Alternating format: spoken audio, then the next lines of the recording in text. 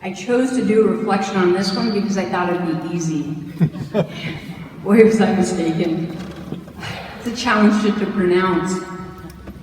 But Jesus said these words, knowing his Jewish audience would automatically know he was referring to Psalms 22. This psalm begins with an expression of anguish and abandonment.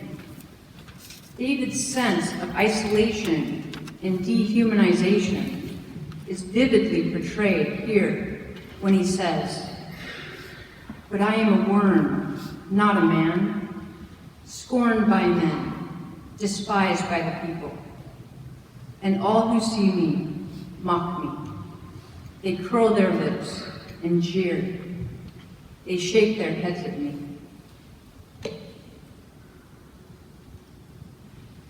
As I read this, I thought about what the experience was like for Jesus in the moment as he was dying on the cross.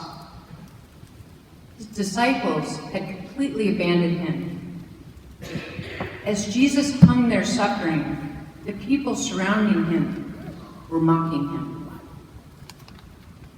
My God, why have you forsaken me?" During this past Advent, I found myself experiencing a period where I was feeling overwhelmed by a feeling of abandonment. It wasn't a feeling of individual abandonment by God.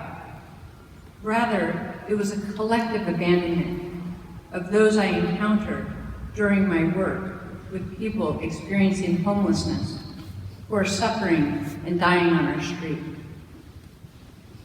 The abandonment I was feeling was for people like my 70-year-old friend, Neil Taylor.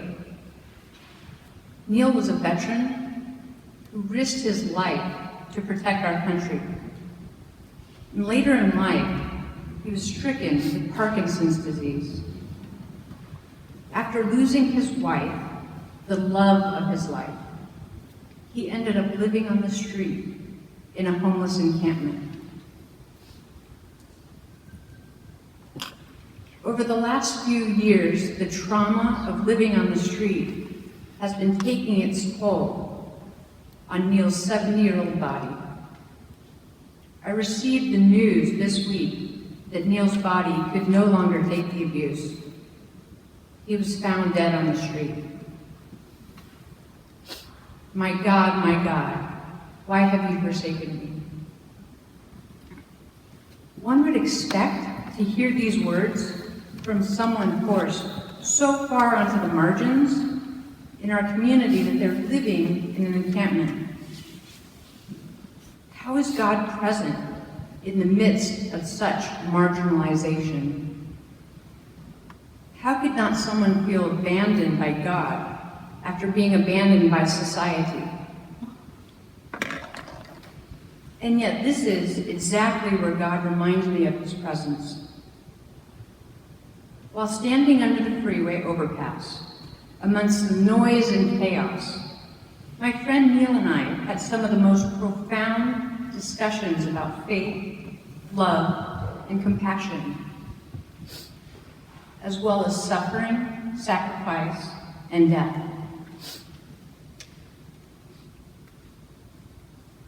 Neil would tell me about how life is full of pain, war, and loss, but that death was a beautiful thing because this is where one can finally experience pure love in a way we can never experience here. He would often describe the beauty he looked forward to seeing, and this frail old man would glow when he spoke about it. My God, why have you forsaken me? I mentioned at the beginning that Jesus was referencing Psalms 22, which begins with an expression of anguish and abandonment. But that's not the whole story. Like Jesus' death and resurrection, Psalm 22 ends with hope and praise. I'm glad I chose this not-so-easy verse to reflect on, because it helped me see how Jesus not only preached about marginalization, he also experienced it. He was suffering in communion with us and for us.